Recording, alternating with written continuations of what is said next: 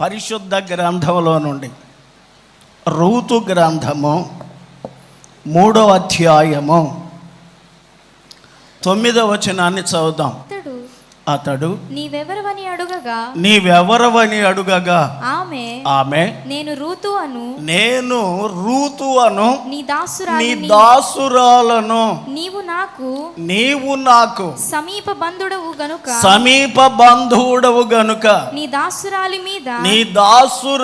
మీద నీ కొంగు కప్పమనగా. చాలు గమనించండి, న్యాయాధిపతుల ఏలిన దినాల్లో దేశమంతా కరువు వచ్చింది. బెత్లెహేము అనేటటువంటి ఊరులో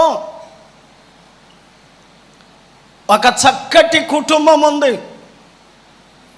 భర్త గారి పేరు ఎలీమెలెకు అయితే భార్య పేరు నయోమి.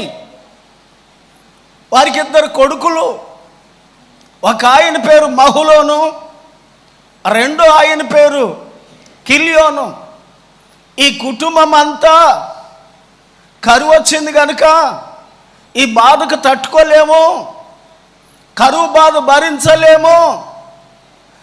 మోయాబు దేశం పచ్చగా ఉందట, ఆ ప్రాంతానికి వెళదాం. ఆ ప్రాంతంలో ఉన్న పచ్చగా ఉన్న ప్రాంతానికి వెళ్ళి కొంతకాలం పొట్టబోసుకుని పోషించబడి మరలా తిరిగి వద్దారులే అని చెప్పి బయలుదేరి వెళ్ళారు. వెళ్ళేటప్పుడు ఆలోచన బాగానే ఉంది. కొంతకాలం వెళ్ళి పొట్టబోసుకుని వద్దారని వెళ్ళారు. మంచిదే, వెళ్ళటం మంచిదే. వెళ్ళిన తర్వాత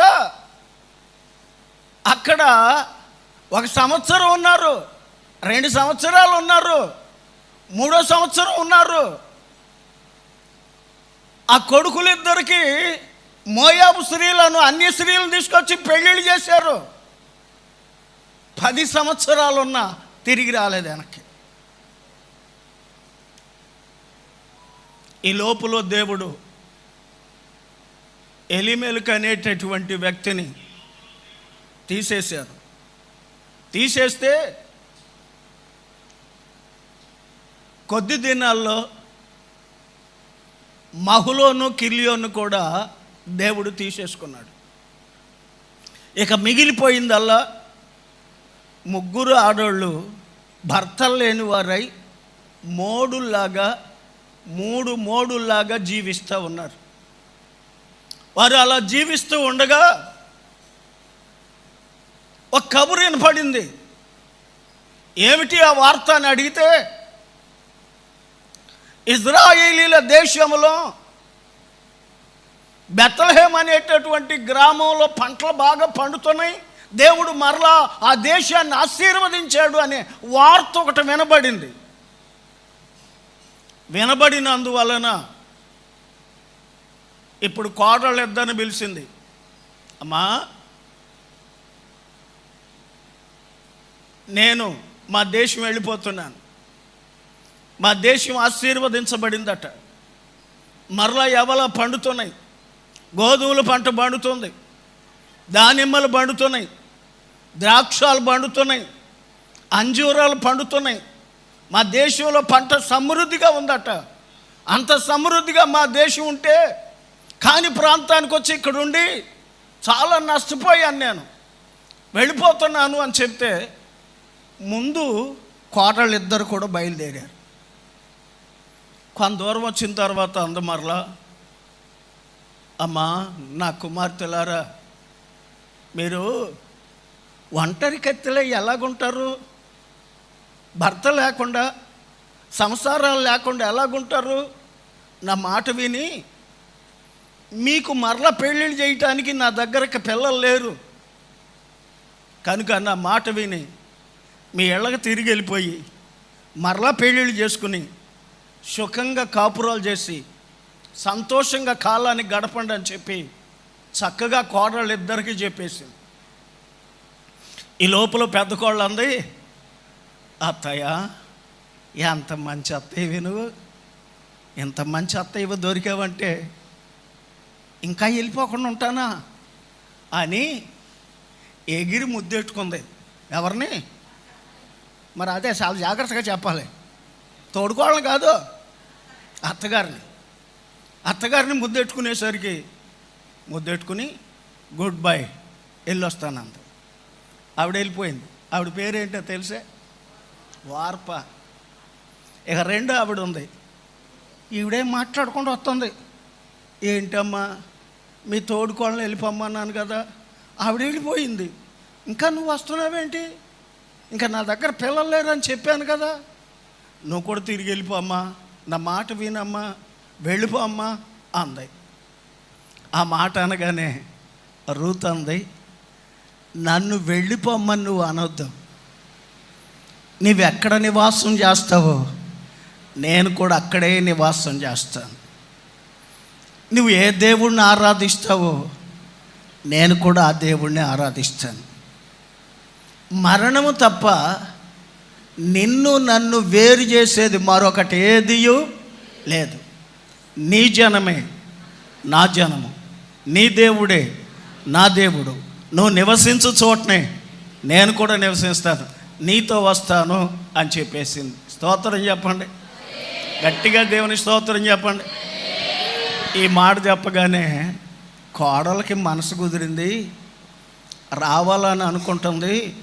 కనుక రామ్మ అయితే అని చెప్పి కూడబెట్టి తీసుకెళ్ళిపోయిన తర్వాత ఉండటానికి లేదు, తినటానికి కూడా లేదు. ఉండటానికి లేదు, తినటానికి లేదు. తినటానికి లేకపోతే ఇప్పుడు కోడలు గారు అన్నారు ఒక చక్కటి మాట, అత్తయ్య నేను పొలంలోకి వెళ్ళి పరిగెరుకొచ్చి ఆ పరిగితో నిన్ను కూడా పోషిస్తాను, నేను కూడా పోషించబడతాను, పరిగెకి వెళ్తానే అంది. మంచిదాని అమ్మాయి వెళ్ళిరా అంది. పరిగెకి వెళ్ళింది. ఆ వెళ్ళి ఆ పొలంలో పరిగెరటం ప్రారంభించింది. ఆ పొలం ఎవరిదో తెలిసే? ఒక భూస్వామిది, అనగా ఆస్తిపరుడు, బహు గొప్పవాడు, ధనవంతుడైనటువంటి ఆయన పేరు బోయాజు. ఆ బోయాజు పొలంలోకి వెళ్ళి పరిగెరుకుంటుంటే కోత కోసేవాళ్ళు కోస్తున్నారు, పనులు వేసేవాళ్ళు వేస్తున్నారు, పనులు చేసేవాళ్ళు చేస్తున్నారు. ఈ అమ్మ తలని చేరుకుంటుంది. బోయజ్ గారు వచ్చాడు చక్కగా. రాగానే ఏమన్నాడో తెలిసే?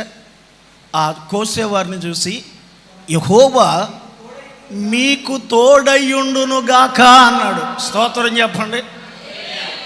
అసలు రాగానే యజమానుడు ఏమన్నాలో తెలిసే? ఎరా ఆ పెద్ద చేతులు కొయ్యమంటే ఈ శంషేను కొస్తున్నారా, కింద కొయ్యండిరా అంటే పైకి కొస్తున్నారు, ఎన్నులు కొత్తారా, ఇలాంటి పనులైనా మీరు చేసేది, ఇలా చేయవచ్చునా అని చెప్పి చాలా చక్కగా మందలించాలి. బోయిజ్ మందలించేవాడు కాదు. బోయిజ్ ఎవరో తెలుసా? యెహోవా మీకు తోడయ్యుండునుగాక. కారణం ఏంటంటే పొలంలో కష్టపడుతున్నారు, పని చేస్తున్నారుగా, చెమటోడుస్తున్నారుగా. చెమటోడిచి కష్టపడే మీకు ఆయన తోడుగా ఉంటాడు అన్నారు. మరి కోసేవాళ్ళు ఏమన్నారో తెలుసా? యెహోవా నిన్ను ఆశీర్వదించునుగాక అన్నారు. అబ్బా ఎంత చక్కటి మాటలండి. అలాగా అనుకుని చక్కగా ఆశీర్వదించమని చెప్పారు వాళ్ళు. ఈయన విన్నాడు. విన్న తర్వాత ఆ కోసే వాళ్ళ మీద ఒక ఆయన ఉంటాడు కదా, ఆయన ఏమంటారు? మేస్త్రి, ఆ పని చేయించే మేస్త్రిని అన్నాడు. ఆ పరిగెరే యవ్వనురాలు ఎవరు? మోయాబు దేశము నుండి వచ్చినటువంటి రూతు అనేటటువంటి యవ్వనురాలు అన్నారు. ఓహో, మోయాబు దేశం నుండి నయోమితో పాటు వచ్చినటువంటి ఆవిడ. చాలా సంతోషం. అమ్మా వేరే పొలంలోకి వెళ్ళొద్దు, ఇక్కడే ఏరుకో అని చక్కగా చెప్పింది. ఏరుకుంది, కాశీని తీసుకెళ్ళింది. బాగుంది కథ అంతా. అక్కడికి 2వ అధ్యాయం అయిపోయింది. ఇక 3వ అధ్యాయంలో అత్తగారు అంటున్నారు, అమ్మా నా కుమారి రూతు నీకు విశ్రాంతి వెతకవలసిన దాన్ని నేను విశ్రాంతి వెతుకుతాను నేను. నువ్వు ఎలా సుఖపడతావో, ఎలా ఆశీర్వదించబడతావో, ఎలా బాగుంటావో, ఏమి జరుగుద్దో ఇవన్నీ నీకు వివరంగా చెప్తాను, విని రా రోజు అని చెప్పి నువ్వు స్నానం చేసి తైలం రాసుకుని మంచి బట్టలు కట్టుకుని ఈ రాత్రి కళ్ళం దగ్గరికి వెళ్ళు. కళ్ళం దగ్గరికి వెళ్తే ఏం జరుగుద్దో తెలుసా? కళ్ళంలో ఎవరు తూర్పార పట్టించబోతున్నాడు. ఆ బోయిజు కళ్ళం దగ్గరికి వెళ్ళాడు ఈ రాత్రి. నీవు ఆ కళ్ళం దగ్గరికి వెళ్ళు. కళ్ళం దగ్గరికి వెళ్ళి ఆయన కనబడకుండా ఆయన భోజనం చేసేదాకా మరుగ్గా ఉండు. ఆయన భోజనం అయిపోయిన తర్వాత ఇప్పుడు తిన్నగా వెళ్ళిపోయి ఆయన కాళ్ళ దగ్గర పడుకో. ఇక మిగిలిన కథ అంతా ఆయనే చెప్తాడులే అంది. ఆ మాటకి రూత్ అలాగే నన్ను చెప్పి వెళ్ళింది.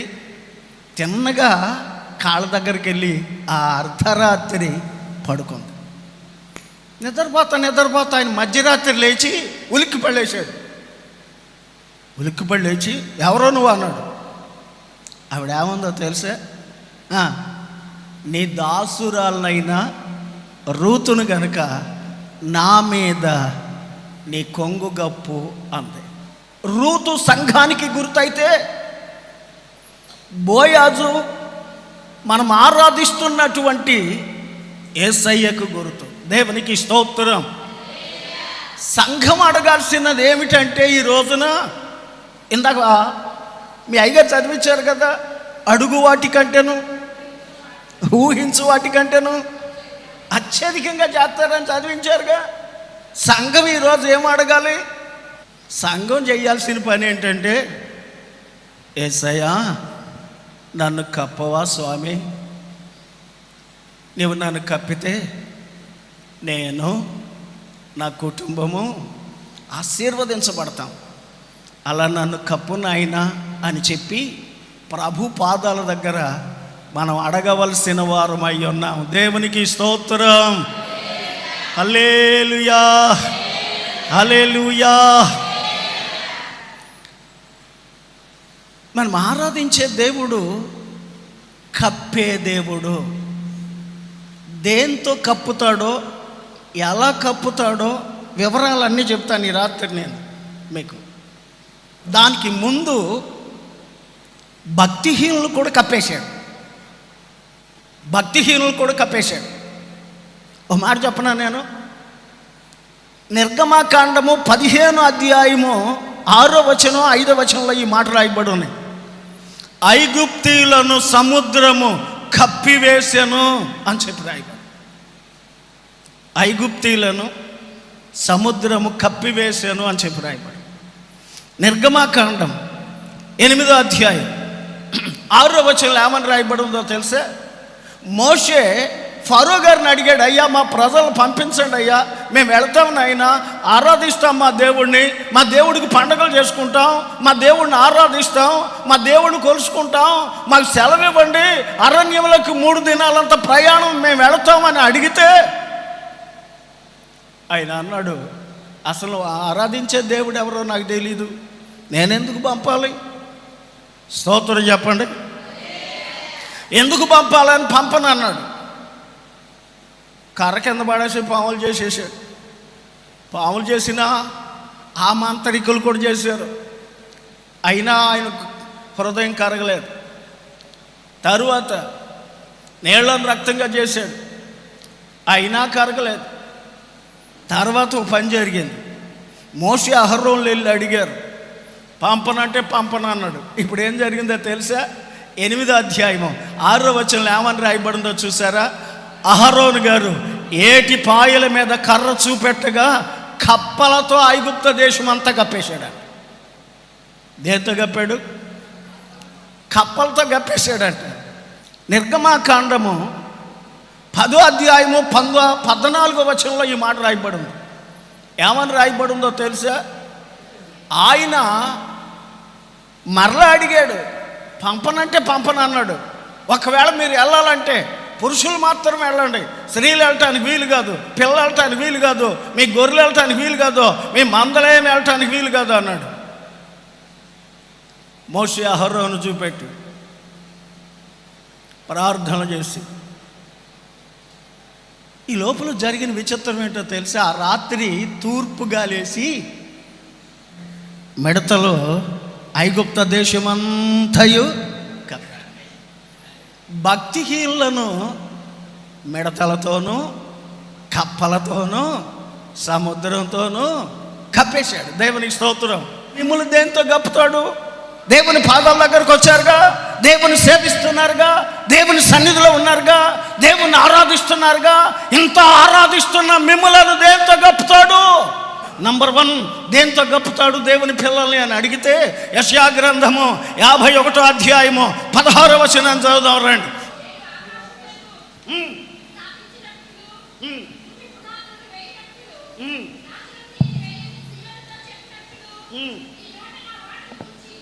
నీ నోట నా మాటలను ఉంచి నా చేతి నీడలో మిమ్ములను కప్పియున్నాను. నా చేతి నీడలో నిన్ను కప్పెదను. ఆమెన్, ఆమెన్ అని చెప్పండి. దేవుని స్తోత్రం చెప్పండి. హల్లెలూయా. మనం ఆరాధించే దేవుడు, ప్రార్థన చేస్తున్న నీతో, పాటలు పాడుతున్న నీతో, దేవుని సన్నిధిలో ఉన్న నీతో, దేవుని ఆరాధిస్తున్న నీతో, దేవుని పాదాల దగ్గర ఉన్న నీతో ప్రభు చెప్తున్నాడు, నా చేతి నీడలో నిన్ను దాస్తాను. దేవునికి స్తోత్రం. హల్లెలూయా. యేసయ్య చేతి నీడలో దాస్తే ఇంకా కీడు వచ్చుద్దా? అపాయం వచ్చుద్దా? బాధలు వస్తాయా? బలహీనతలు వస్తాయా? ఇబ్బందులు వస్తాయా? కష్టాలు వస్తాయా? నష్టాలు వస్తాయా? యేసయ్య చేతి నీడలో నిన్ను దాయబోతున్నాడు. హల్లెలూయా. నీ నీడలో నన్ను దాచినావా, నేనంటే నీకు ఎంత ప్రేమయా. నీ నీడలో నన్ను దాచినావా, నేనంటే నీకు ఎంత ప్రేమయా. ఈ ప్రేమయే నన్ను ఈ ప్రేమయే ఓదార్చెను. నా నాదుడా నజరేయుడా, నా దైవమా నా యేసయ్యా. ఎంత ప్రేమ నీకు, ఎంతో ప్రేమయా. నేనంటే నీకు ఎంత ప్రేమయా. ఎంతో ప్రేమయా. నేనంటే నీకు నీ నీడలో నన్ను దాచినావా, నేనంటే నీకు ఎంత ప్రేమయా. హల్లెలూయా. ఏమండోయ్, ఓ మాట చెప్తాను వినండి. లోకంలో ఉన్న వాళ్ళు అందరూ మనల్ని ఏమంటున్నారో తెలుసా? అప్పుడే దిగిపోయావా, మతంలో దిగేవంటగా, ఏం పోయే కాలం వచ్చింది, నీ వయసు ఎంత నీ వయసు? అంత కలిసినా కానీ 3 బుధవారాలు కాలేదు. ఈ 3 బుధవారాలు కూడా కాలేదే, అప్పుడే వయసు పోయిన దానికి వెళ్ళి, ముసల్లానికి వెళ్ళి అక్కడ కూసురు చప్పట్లు కొడతానికి వెళ్ళిపోయావు, అందులో దిగిపోతున్నావా అని ఏళం చేస్తున్నారు. మనల్ని చేయట్లేదు. మిమ్మల్ని నన్ను చేశారు, నేను నమ్ముకున్న కొత్తలో నన్ను ఏళం చేశారు, ఎగతాలు చేశారు. ఏం పోయే కలవరా నీకు అని అడిగారు. దేవునికి స్తోత్రం. మనం వాళ్ళు అలాగనుకుంటున్నారు. మనం ఎక్కడికి వచ్చామో తెలుసా? చెప్పండి, ఎక్కడికి వచ్చాం? యేసయ్య హస్తములో లేక దేవుని చేతి నీడ కిందకు వచ్చి ఆయన రెక్కల చాటుకు వచ్చాం మనం. దేవుని స్తోత్రం చెప్పండి, గట్టిగా దేవుని స్తోత్రం చెప్పండి. ఆయన రెక్కల చాట్లో కీడు లేదు, అపాయం లేదు, ప్రమాదం లేదు, కష్టం లేదు, వ్యాధి లేదు, సమస్య లేదు, ఇబ్బంది లేదు, బలహీనత లేవు, బాధలు లేవు. ఏ కీడు మనకు రాదు. దేవునికి స్తోత్రం. ఆయన చేతి నీడలో మనల్ని కప్పెట్టాడు, కీడు రాకుండా ఉండాలి. అందుకే కదా 3 సార్లు కరోనా వస్తే మాత్రం పోయామేంటి మనం? స్తోత్రం చెప్పడమ్మా. ఎన్నిసార్లు వచ్చింది? 3 సార్లు వచ్చింది. 3 సార్లు వచ్చిందా? మన దాకా వచ్చిందా? ఎందుకంటే ఆయన కప్పెట్టాడు, మనల్ని దాచిపెట్టాడు. కరోనా వచ్చినా పోలేదు, మనం ఈ లోకంలో ఎన్నో వచ్చినాయి, మనకి ఎన్ని వచ్చినా పోలేదు. కారణం ఏమిటి అని అడిగితే మనల్ని ఆయన కప్పెట్టాడండి, కప్పెట్టాడు, దాచిపెట్టాడు, మనల్ని భద్రంగా దాచాడు. దేవునికి స్తోత్రం. మనం ఆరాధించే దేవుడు ఎవరో తెలుసా? భద్రంగా దాచే దేవుడు. దేవునికి స్తోత్రం. మనం వీళ్ళ దగ్గర కోడిని పెంచుకుంటాం. ఆ కోడి 4 గుడ్లు ఎట్టిన తర్వాత దాన్ని అనగబెడతాం. అనగబెడితే ఆ గుడ్ల మీద కూర్చుంటుంది. చక్కగా కూర్చుని ఏం చేద్దో తెలుసా? అయ్యి బాబోయ్ 21 రోజుకి చక్కగా పిల్లలను పెస్తుంది. పిల్లలు చేసేసిన తర్వాత తిన్నగా బయటికి తీసుకొస్తుంది. బయటికి తీసుకొచ్చిన తర్వాత కేకేస్తుంది, బుబ్బు బుబ్బు. పెద్ద అమ్మాయి బువ్వు ఇదిగోరా అంటుంది. చెప్పండి ఏమంటుంది? పెద్ద అమ్మాయి బువ్వు ఇదిగోరా, చిన్న అమ్మాయి బువ్వు ఇదిగోరా. ఈ బువ్వ ఇదిగో అని చెప్పి నోరుతో తీసి వాటికి అందిస్తుంది. అందించినప్పుడు ఏం చేద్దాం? మా అమ్మ ఎంత మంచిదో, ఎంత చక్కగా పెట్టేస్తుందో చూసారా? చక్కగా తీసుకొచ్చి మా నోటికి అందించేస్తుంది. మా అమ్మ ఎంత మంచిదో అనుకుని మురిసిపోతాను. కాసేపు ఆగిన తర్వాత ఆకాశంలో గద్ద వచ్చేసరికి ఏం జరిగిందో తెలుసా? కక్క ఉంది. అంటే పిల్లలాడు వచ్చేసరికి దూరిపోయి రెక్కల కాదు, నా రెక్కలోకి రండి అంది. అన్నీ వచ్చి దూరిపోయింది. అందులో ఒక పెంకి పిల్ల ఉందంట. ఎవరున్నారు చెప్పండమ్మా? పెంకి పిల్ల.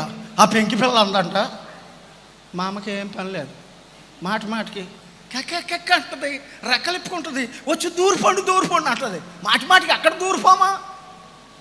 మాటికి అక్కడ దూరం మేము. అలాంటి మాటలైనా చెప్పేది.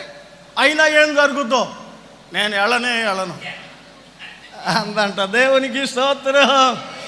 వెళ్ళంటే ఏం జరిగిందో తెలుసా? రానే వచ్చింది, కాళ్ళ మధ్యలో పెట్టుకుంది, తీసుకెళ్తుంది గగనానికి. దేవునికి స్తోత్రం. అప్పుడు అనుకుందంటే కోడి పిల్ల, మా అమ్మ ఎప్పుడైనా ఇలాంటివి చూపెట్టిందా? మా అమ్మ ఎప్పుడైనా ఇంత ఎత్తుకు తీసుకెళ్ళిందా? తీసుకెళ్దు. బువ్వ రామ్మ అంటుంది, రెక్కల కింద దూరిపోండి అంటుంది తప్ప ఎప్పుడైనా ఇంత ఎత్తుకు తీసుకొచ్చి, అమ్మ చెట్లు ఎలాగున్నాయి, గాలి ఎంత బాగా వేస్తుంది, సముద్రం, నీళ్ళు, ఏర్లు, కాలువలు, అమ్మ ఎంత బాగుందో సృష్టి. అంటే ఎంత బాగుంటుందా? మా అమ్మ ఎప్పుడు చూపెట్టలేదమ్మా, ఎంత బాగుందో సృష్టి, నువ్వే బాగా తీసుకెళ్తున్నావు, పర్వాలేదు తీసుకెళ్ళంది. తీసుకెళ్ళి ఓ చెట్టు మీదో చెప్పండి, కొండ మీదో లేకపోతే గుట్ట మీద పెట్టుకుని ఇక మొదలెట్టిందట. మొదలెట్టి తొక్కుమని పొడిచిందట ముక్కుతో పొడిచేసరికి ఏమందో తెలుసా? అదేంటి నొప్పి పెడుతుంది. మా అమ్మ ఎప్పుడు పడవలేదు ఇలాగా, మా అమ్మ ఎప్పుడు ఎలాంటి పని చేయలేదు, నువ్వు ఇదేంటి ఎలాంటి పని చేస్తున్నావు? దేవునికి స్తోత్రం. అలా పొడిచింది, పీక్కుతింది, తర్వాత దాని రక్తాన్ని తాగింది, దాని పేగులు లాగేసింది, గుండెలు చీల్చేసేటప్పుడు అంటుంది, అమ్మా నీ రెక్కల కిందకి రాలేదే, నేను నీ రెక్కల కిందకు వచ్చి ఉంటే నాకు ఈ అపాయం వచ్చేది కాదు, ఈ ప్రమాదం వచ్చేది కాదు అని చెప్పి ఏడ్చిందట. అలాగే ఆయన రెక్కల కింద లేకపోతే, ఆయన హస్తంలో లేకపోతే, ఆయన చేతిలో లేకపోతే, ఆయన చేతి నీడలో లేకపోతే అపాయాలు ఉన్నాయి, జాగ్రత్త. ప్రమాదం ఉంది, జాగ్రత్త. ఆయన హస్తంలో ఉండాలి మనం, ఆయన హస్తంలో ఆ నీడలో ఉండాలి, ఆ రెక్కల చాటున ఉండాలి మనం. అందుకని ఆయన అన్నాడు, నా హస్తంలో నిన్ను కప్పేస్తాను, నేను కీడు రానియకుండా చేస్తాను. దేవునికి స్తోత్రం. దేవుని యందు నిరీక్షణ నుంచి ఆయనను స్తుతించున్న ప్రాణమా, దేవుని నిరీక్షణ నుంచి ఆయనను స్తుతించున్న ప్రాణమా, ఏ అపాయము రాకుండా నిన్ను దివారాత్రులు కాపాడువాడు, ఏ అపాయము రాకుండా నిన్ను దివారాత్రము కాపాడువాడు, ప్రతి క్షణం నీ పక్షముండు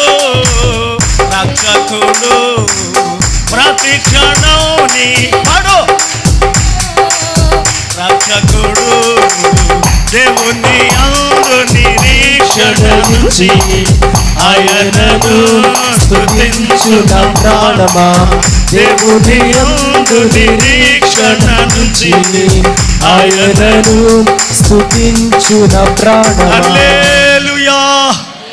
అయ్యా, ఆయన హస్తంలో ఉండాలంటే మేమేం చేయాలని అడుగుతారేమో. మారు మనసు పొందాలి, పాప క్షమాపణ నిమిత్తం బాప్తిసం తీసుకోవాలి, ప్రభు పాదాల దగ్గర ఉండాలి, ప్రభువుని ఆరాధించాలి. అలాగ ఆరాధించి ప్రభు దగ్గరకు వచ్చిన వాళ్ళని ఆయన రెక్కలతో లేక ఆయన చేతితో భద్రంగా కాపాడతాడు. దేవునికి స్తోత్రం. బాప్తిసం తీసుకున్నారా? మార్పు చెందారా? మారు మనసు పొందారా? చక్కగా దేవుని సన్నిధిలో ఉండాలి, దేవుణ్ణి ఆరాధించాలి, దేవుని నామాన్ని మహిమపరచాలి. దేవునికి స్తోత్రం. గట్టిగా దేవుని స్తోత్రం చెప్పండి. హల్లెలూయా. ఒకసారి అట మోషే గారు అడిగాడట. ఏమని అడిగాడో తెలుసా? యేసయ్యా, రోజు నువ్వేం మేఘంలో ఉండి మాట్లాడుతున్నావు, నేనేం కింద ఉండి వింటున్నాను, ఈయన వాళ్ళ దగ్గరికి వెళ్ళి చెప్పేస్తున్నాను. వాళ్ళు ఏమంటున్నారంటే, అసలు రోజు ఆ మేఘంలో ఉండి మాట్లాడుతున్నాడు తప్ప ఒకసారైనా కనపడ్డా? మాకు కనపడిపోతే కనపడిపోయాడులే, నీకన్నా కనపడ్డా? నాకు కనపడలేదు. మరి అదే కనపడేలాగా ఒకసారి అడుగు అన్నారంట మీలాంటి వాళ్ళు. అంటే ఇప్పుడు వచ్చాడు మోషే. దేవా, రోజు మేఘంలో ఉండి మోషే, అహరోను అని చక్కగా పిలుస్తున్నావు, మేము వస్తున్నాం, మాటలు వింటున్నాం, ఆ మాటలన్నీ వాళ్ళకెళ్ళి చెప్తున్నాం. మరి ఒకరోజన్నా మాకు కనపడ్డావా? అది కాదు బాబు, ఏమైనా సరే ఈరోజు నేను చూడాలని ఉంది, నాకు కనపడ్డా అన్నాడంట. దేవునికి స్తోత్రం. దేవుడు అన్నాడంట, మోషే, నన్ను చూశాక ఏ నరుడు బ్రతకడయ్యా. కారణం ఏమిటంటే, కోటి సూర్యుల తేజస్సు కలిగినటువంటి మహాశక్తివంతుడు. దేవునికి స్తోత్రం. నన్ను చూసి బతకలేవయ్యా మోషే, వద్దు, నన్ను చూడాలని ఎందుకు వచ్చింది నీకు ఈ ఆలోచన? నన్ను చూసి ఏ నరుడన్నా బ్రతకడు, ఎందుకు నన్ను చూడాలనుకుంటున్నావు? అదేం కుదరదు, ఏమైనా సరే నేను చూస్తాను, నేను చూడాలి. దేవునికి స్తోత్రం. చూస్తావా? అంత మొండి పట్టాడు నీకు. ఏమైనా సరే చూడాల్సిందే, నేను చూడాలా? అయితే ఇలారా, ఇదిగో ఈ బండ మీద కూర్చో. ఈ బండ మీద కూర్చుంటే నేను కప్పేస్తాను. నేను కప్పేసిన తర్వాత దాటుకుంటూ వెళ్ళిపోతాను. నేను దాటుకుంటూ వెళ్ళిపోయిన తర్వాత ఏం చేస్తావో తెలుసా? జాయిగా నా చెయ్యి అరిచేత్తో కప్పెడుతున్నాను కానీ నిన్ను ఇలా సందు చేస్తాను. అలా సందు చేసినప్పుడు ఏం చేస్తావో తెలుసా? జాయిగా నా వీపును చూడు. ముఖం చూడకు, ముఖం చూస్తే చచ్చిపోతావు. ముఖం కాదు చూడాల్సింది నువ్వు. చెప్పండి. నా వీపును చూడమన్నాడు. దేవునికి స్తోత్రం. చదువమ్మా, చదువు. నిర్గమకాండము 33వ అధ్యాయం 22వ వచనం. నా మహిమ నిన్ను దాటి వెళ్ళుచుండగా ఆ బండ సందులలో నిన్ను దాటి వెళ్ళు వరకు నా చేతితో, నా అరచేతితో నేను కప్పేస్తాను. స్తోత్రం చెప్పండి. నా అరచేతితో నేను కప్పేస్తాను. నా అరచేతి నీడలో నేను కప్పేస్తాను. నువ్వు కప్పబడతావు, నా చేతి నీడలో ఉంటావు నువ్వు. నేను దాటి వెళ్ళిన తర్వాత ఈ అరిచేయ, ఈ ఏళ్ళు ఉన్నాయి కదా, ఈ ఏళ్ళు ఏం చేస్తానంటే చిన్నగా అలా సందు చేస్తాను. ఆ సందులో అలా చూడు, అంతేగాని ముఖం చూడక అన్నాడంట. అలాగేలే బాబు అని చెప్పి అలా సందు చేయగానే అలా చూశాడట. తామని మెరిసింది, ఇంకేం కనపడలేదు. హల్లెలూయా. నిన్ను చూడాలని యేసయ్య,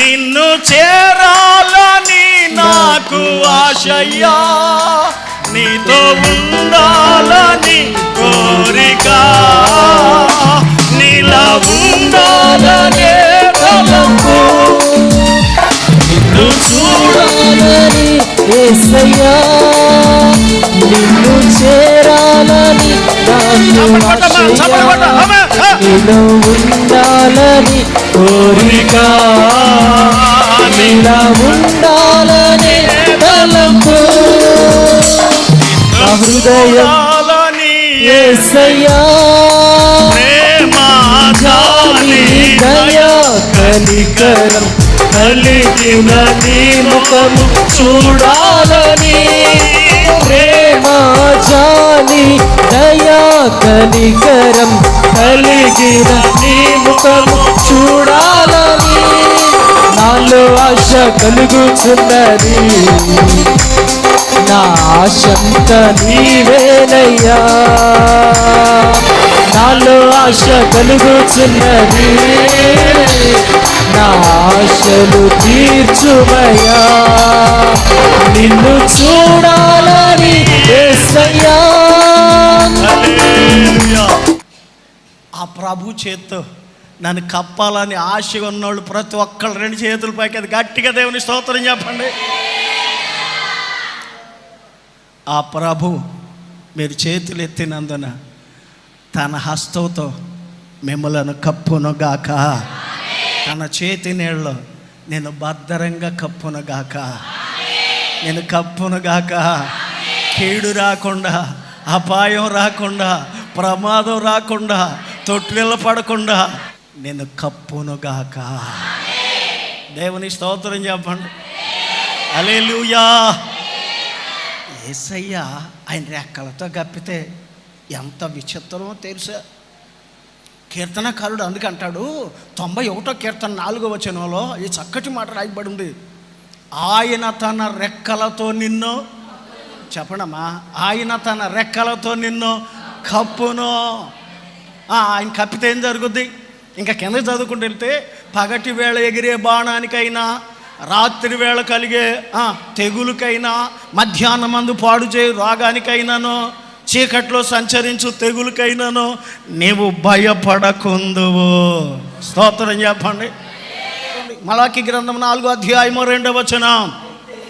అయితే నా నామమందు భయభక్తులు గలవారగు మీకు నీతి సూర్యుడు, నీతి సూర్యుడా యేసు ప్రాణనాథుడా రావయ్యా, నిన్న నేడు ఏకరీతిగా ఉన్నావా. హల్లెలూయా.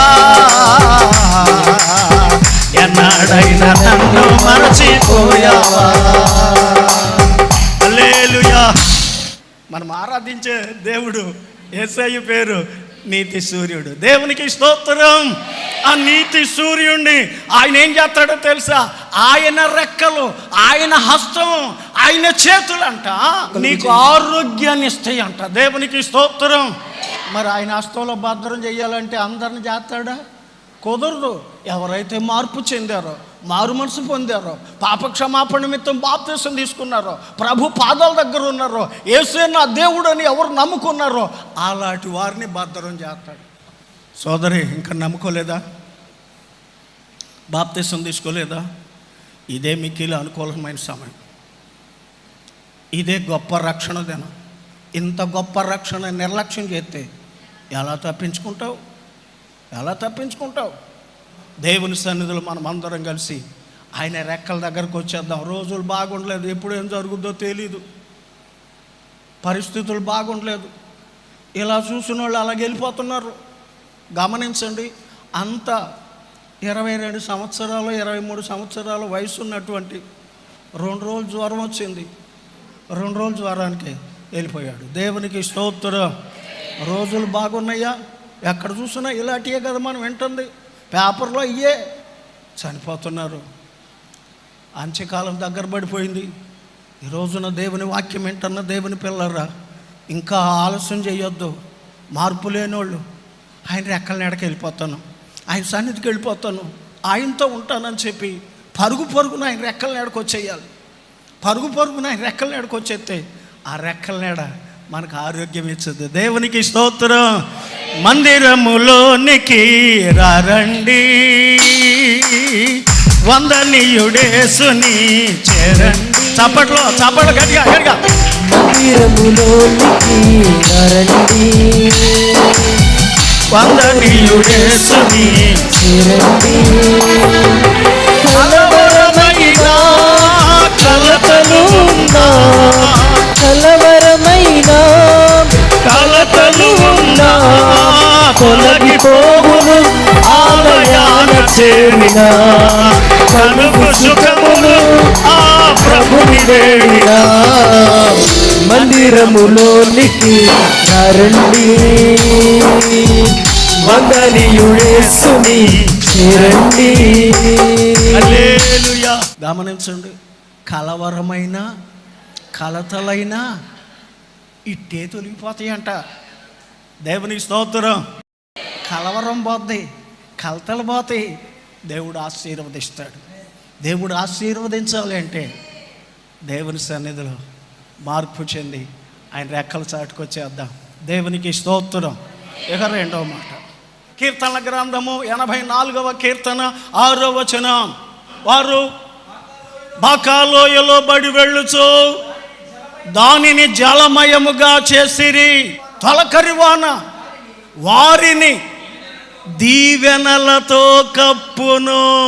గమనించండి, దేవుని వాక్యం ఏం చెప్తుందో తెలుసా? దీవెనలతో కప్పుదును.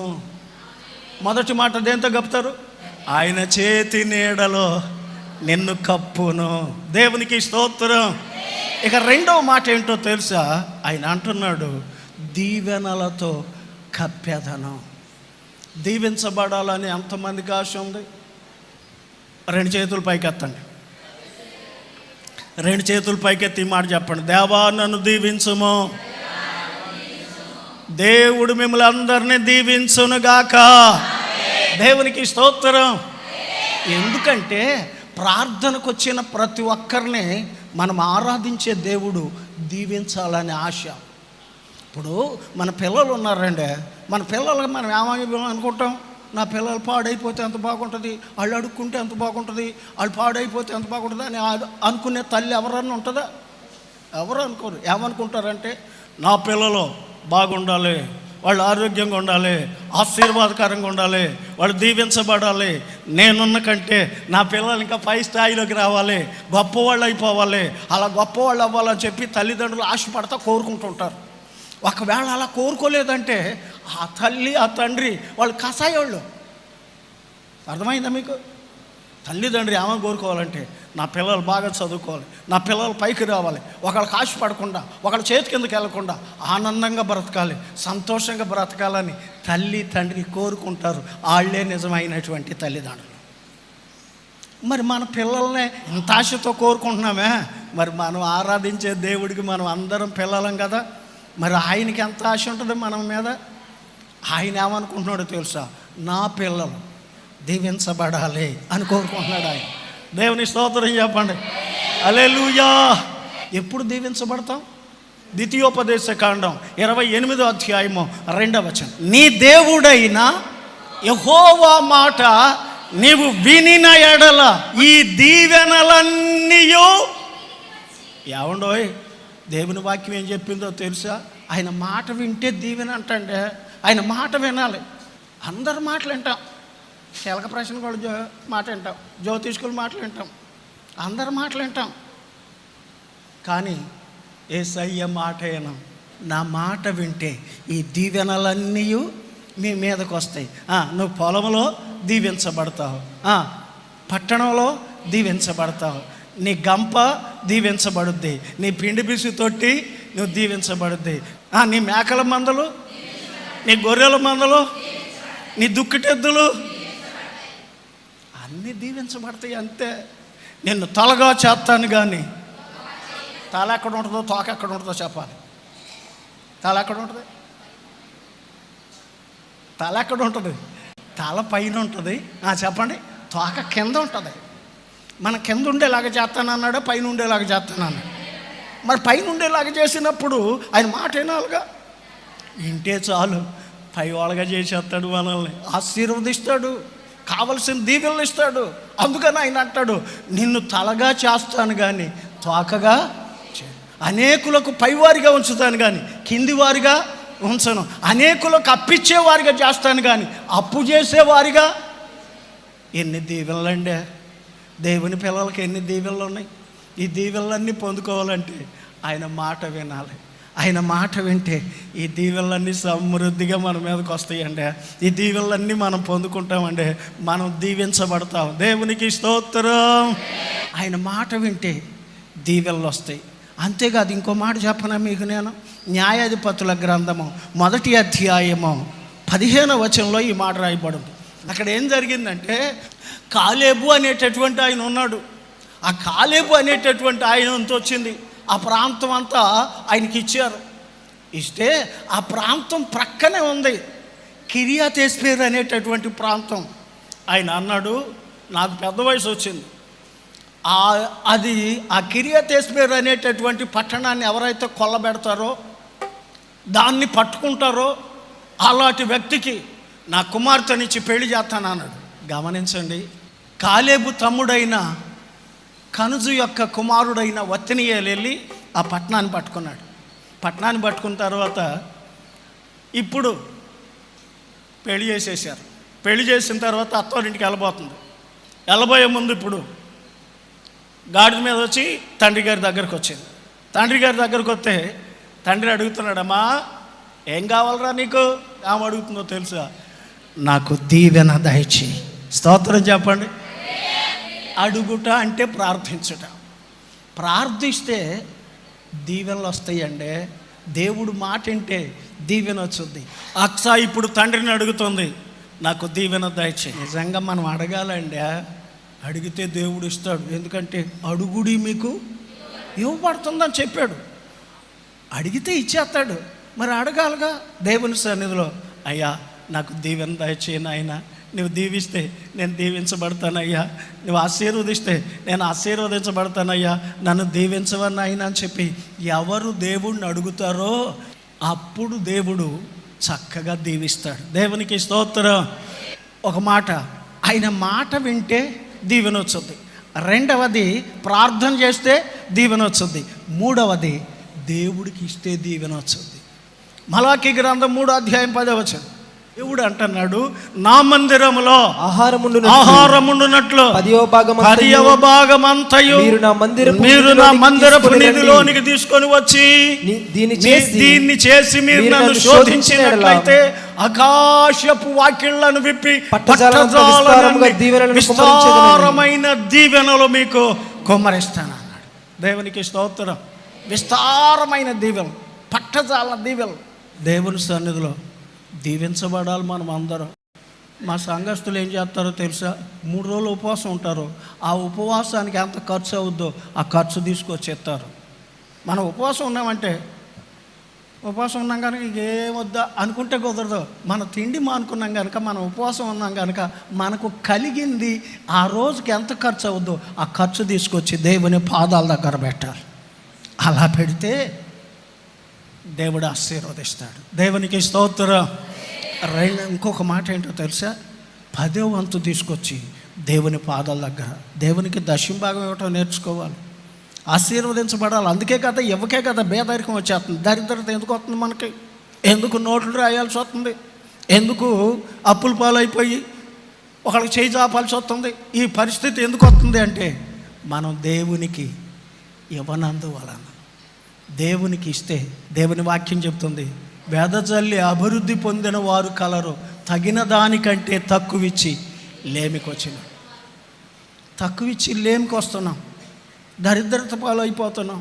అలా కాదు, మనకు కలిగింది కృతజ్ఞతగా కానుకిద్దాం, దశంభాగం ఇద్దాం, దేవుడిని ఆరాధిద్దాం. దేవుడు మనల్ని దీవిస్తాడు.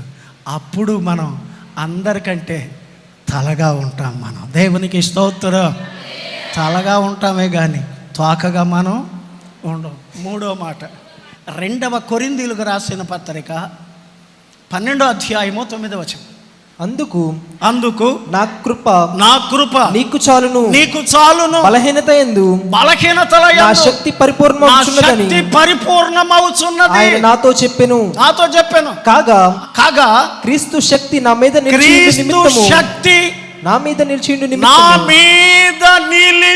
ఉన్నది. అక్కడ నిలిచి ఉంది అని దగ్గర ఒకటని ఉంది, ఆ కింద పుట్టినోట్లో రాయబడి చూడండి. నన్ను కప్పు నిమిత్తము. కప్పుటకు ఏం కప్పటానికి? క్రీస్తు శక్తి లేక క్రీస్తు మహిమ మన మీద కప్పబోతున్నాడు. స్తోత్రం చెప్పండి. ఆయన శక్తితో కప్పాలండి, ఆయన మహిమతో కప్పాలి. ఆయన శక్తి ఎలాంటిదో తెలిసే, ఆయన మహిమ ఎలాంటిదో తెలవాలిగా మనకి, ఆయన ప్రభావం ఎలాంటిదో తెలవాలిగా. ఆయన నడుచుకుంటూ వెళ్తున్నాడు. ఒక రోజున నడుచుకుంటూ వెళ్తుంటేను ఒక ఆవిడ వచ్చి ఆ వస్త్రపు చెంగు ముట్టుకుందట. వస్త్రపు చెంగు ముట్టుకోగానే ఏం జరిగిందో తెలుసా? వెంటనే ఆవిడ బాగుపడిపోయింది. దేవునికి స్తోత్రం. యేసు ప్రభు అన్నారు, ఎవరో నన్ను తాకారు, నాలో నుండి ప్రభావం, నాలో ఉన్న మహిమ, నాలో ఉన్న శక్తి వాళ్ళకి వెళ్ళిపోయింది. మన పేతురు అన్నయ్య ఏమన్నాడో తెలుసా? పేతురు అన్నయ్య అన్నాడు, ప్రభువా నడుస్తున్నాం, చేతులు తగలవా, కాళ్ళు తగలవా, కలిసి నడుస్తున్నాంగా, మనం అందరం వెళ్ళేటప్పుడు రుద్దుకుంటూ వెళ్తుంటాంగా, కలిసి నడుస్తుంటాం కదా, తలగలవా, నన్ను అంటుకున్నది ఎవరో, నన్ను ముట్టుకున్నది ఎవరో అంటున్నారు. పేతురుతో చెప్పాడు పేతురు, అది కాదయ్యా, ఎవరో ఒక ప్రత్యేకమైన వ్యాధిగ్రస్తురాలు వచ్చి నన్ను ముట్టుకుంది. దేవునికి స్తోత్రం. అప్పుడు వెంటనే ఎవరు అంటుంటే ఆ పక్కనే ఉన్న ఆవిడ లేచి ఇప్పుడు అంటుంది, అయ్యా నీ అనుమతి లేకుండా ముట్టుకున్న నేనేనయ్యా. దేవునికి స్తోత్రం. ఆ యేసయ్యా ఆ వీధిని వెళుతుంటే ముట్టుకుంది, బాగుపడింది. ఆయన ప్రభావం అలాంటిది, ఆయన శక్తి అలాంటిది, ఆయన మహిమ అలాంటిది. ఆ మహిమ మన మీదకి రావాలి. అందుకని ఆయన అన్నాడు, నా శక్తితో మిమ్మలను కప్పేదాను. అపోస్తుల కార్యగ్రంథం 1వ అధ్యాయము 8వ వచనం. అయినను పరిశుద్ధాత్మ అనే శక్తి మీ మీదకి వచ్చినప్పుడు, చెప్పండి అమ్మా, ఏ శక్తి? పరిశుద్ధాత్మ అనే శక్తి మీ మీదికి వచ్చినప్పుడు మీరు శక్తి నొందెదరు. చూసారా? పరిశుద్ధాత్మ అనే శక్తి, ఆ శక్తి మన మీదకి వచ్చుద్ది, ఆ శక్తితో కప్పుతాడు. పరిశుద్ధాత్మ మన మీదకి వస్తే భాషలు మాట్లాడతాం, ప్రవచిస్తాం, అద్భుతాలు చేస్తాం, ఆశ్చర్యకార్యాలు చేస్తాం, రోగులు బాగు చేస్తాం, దయ్యాలను వెళ్ళగొడతాం, గొప్ప కార్యాలు ఎన్నెన్నో చేస్తాము. దేవుని వాక్యం చెప్తుంది, నా శక్తి మీకు ఇస్తాను, నా శక్తితో మిమ్మల్ని కప్పుతాం. పరిశుద్ధాత్మ శక్తితో మిమ్మల్ని కప్పితే ఆ భాషలకు అర్థం చెప్తాం. ఈ రోజున సంఘము వరములతో నింపబడాలి. అలా నింపబడాలంటే ముందు దైవ శక్తితో మీరు నింపబడాలి. దేవునికి స్తోత్రం. దైవ శక్తితో నింపబడితే దేవుడు ఆశీర్వదిస్తాడు. అలా నింపబడాలి. కానీ ఆ దైవశక్తి లేకుండా మనం ఏమీ చేయలేం. ఎందుకంటే యేసు ప్రభు తన శిష్యులతో అదే చెప్పాడు, శిష్యులారా మీరు వెళ్ళిపోవద్దు, పైనుండి వచ్చే శక్తి పొందాలి. మీరు శక్తి పొందిన తర్వాత అప్పుడు తిన్నగా బయలుదేరి యెరూషలేము, యోదయ, సమరయ, బూదిగంతాల వరకు నా సువార్త ప్రకటించగలుగుతారు. మీరు నా శక్తి లేకుండా మీరు ఏం చేయలేరు. నా శక్తి పొందుకుని వెళ్ళండి అంటే వాళ్ళందరూ వచ్చి 10 దినాలు ఉపవాసం ఉన్నారు. గమనించండి, పస్కా పండుగకి 50వ రోజున పెంతెకొస్తు పండుగ వచ్చింది. ఈ పెంతెకొస్తు పండుగ దినాన అనగా పస్కా పండుగ రోజు యేసుక్రీస్తు సిలువేయబడ్డారు, ఆయన కనబడ్డారు, ఆరోహణ వెళ్ళిపోయేటప్పటికి 40వ రోజున వెళ్ళాడు. 10 దినాలు ఉపవాసం ఉన్నారు. 50వ రోజు వచ్చింది, అదే పెంతెకొస్తు రోజు. ఆ పెంతెకొస్తు రోజున అందరు కలిసి భాషలు మాట్లాడటం ప్రారంభించారు, ప్రవచించటం ప్రారంభించారు. అన్ని భాషలు మాట్లాడుతూ ఉంటే పరుగున ఊరోళ్ళు అందరూ వచ్చారు. ఊరోళ్ళు అందరూ వచ్చి పొద్దున్నే తాగుంటారులే, అందుకే కేకర బాకర కేకర బీకర అన్నారు. ఈ లోపల పేతురు గారు లేచి నిలబడ్డారు. అయ్యలారా, మేము తాగామని ఎందుకు అనుకుంటున్నారు? మేమేం తాగలేదు. తాగినటువంటి మాటలు కాదు ఇవి, దేవుని ఆత్మతో నింపబడ్డాం. అలనాడు మన పూర్వీకుడైన యోవేలు గారు ప్రవచించాడే, ఆ ప్రవచనం ఇదిగో మా మధ్యలో నెరవేరిందని చెప్పి చక్కగా మాట్లాడుతూ ఒక మాట చెప్పారు. ఏ యేసునైతే మీరు సిలువేసి చంపేశారో ఆ యేసును దేవుడు ప్రభువుగా లేపాడు, దానికి మేమే సాక్షులమే అన్నాడు. దేవుని స్తోత్రం చెప్పండి. ఈ ఒక్క మాటకే 3,000 మంది రక్షణ పొందారు. ఒక్క మాటకేనండి. శక్తి ఉంటే ఒక మాట చాలండి. అశక్తి లేనప్పుడు ఎన్ని మాటలో చెప్పుకోవాల్సి వస్తుంది. ఒక్క మాట, మీరు సిలువేశారు, యేసును చంపేశారు, దేవుడు ఆయన్ని మృతుల్లో నుండి లేపాడు, దానికి నేనే సాక్షిని అన్నాడు. ఆ ఒక్క మాటకే 3,000 మంది వచ్చి, అయ్యా నిజమేనయ్యా, సిలువేసింది మేమే, చంపేసింది మేమే, బల్లెంతో పొడిచింది మేమేనయ్యా, ముళ్ళ కిరీటం పెట్టింది మేమేనయ్యా, చేతుల్లో మేకులేసింది నేనేనయ్యా, ఈ అన్ని గాయాలు చేసింది మేమేనయ్యా, మరి మా పాపం పోవాలంటే మేమేం చెయ్యాలయ్యా అని అడిగారు. అప్పుడు వెంటనే పేతురు గారు అన్నాడు, మీరు మార్పు చెంది మారు మనసు పొంది పాప క్షమాపణ నిమిత్తం బాప్తిసం తీసుకోండి, అప్పుడు పరిశుద్ధాత్మ అనే వరం మీ మీదకి వచ్చుద్ది అన్నాడు. దేవునికి స్తోత్రం. నిజమండి, ఈ దినాన దేవుని శక్తితో నింపబడాలి, దేవుని ప్రభావంతో నింపబడాలి, దేవుని మహిమతో నింపబడాలి. అందుకే పౌలు గారు ప్రార్థన చేస్తున్నాడు. పౌలు గారికి ఒక ముళ్ళు ఉందంట, ఆ ముళ్ళు పోవాలని ముమ్మారు ప్రార్థన చేశాడంట. యేసయ్యా, నా శరీరంలో ముళ్ళు ఉందయ్యా, ముళ్ళు తీసేయినా అయినా, ముళ్ళు తీసేయినా అయినా అని ప్రార్థన చేశాడట. ముమ్మారు ప్రార్థన చేస్తే ప్రభు అన్నాడట, పౌలా, నేను ఆ ముళ్ళు తీసేసాను అనుకో, మళ్ళా హెచ్చిపోతావు నువ్వు. అలాగొద్దు, ఆ ముళ్ళు ఉండయి, ఆ ముళ్ళు ఉంటుంది, నా కృప నీతో ఉంటుంది. దేవుని స్తోత్రం చెప్పండి. నా కృప నీకు చాలు అని చెప్పి నా కృపతో నేను నింపుతున్నానని అంటాడు. నా శక్తితో నిన్ను కప్పబోతున్నాను అన్నాడు. దేవునికి స్తోత్రం. ఈరోజు దేవుని వాక్యం ఏంటన్న దేవుని పిల్లరా, మీరు దేవుని శక్తితో కప్పబడుదురుగాక. దేవుని ప్రభావంతో కప్పబడాలి, దేవుని మహిమతో కప్పబడాలి. మిమ్మల్ని అందరినీ ప్రభు ఆశీర్వదించునుగాక. ఆయన దీవించే దేవుడు, ఆయన శక్తితో నింపే దేవుడు. 4వ మాట, ప్రకటన గ్రంథము 7వ అధ్యాయము 15. అందువలన వారు దేవుని సింహాసనం ఎదుట నుండి రాత్రి పగలు ఆయన ఆలయములో ఆయనను సేవించుచుండిరి. సింహాసనాసీనుడైన వాడు తానే తన గుడారము వారి మీద కప్పెను. స్తోత్రం చెప్పండి. రాత్రి పగలు ఆరాధిస్తున్నారు. దేవునికి స్తోత్రం. దీవారాత్రములో కంటి దీవారాత్రములో కంటి పాపవలే కాచి దయగల హస్తముతో రోచి నడిపించితివి, దయగల హస్తముతో రోచి నడిపించితివి. స్తోత్రం చెల్లింతుము, స్తుతి స్తోత్రం చెల్లింతుము. యేసు నాథుని మేలులు తలచి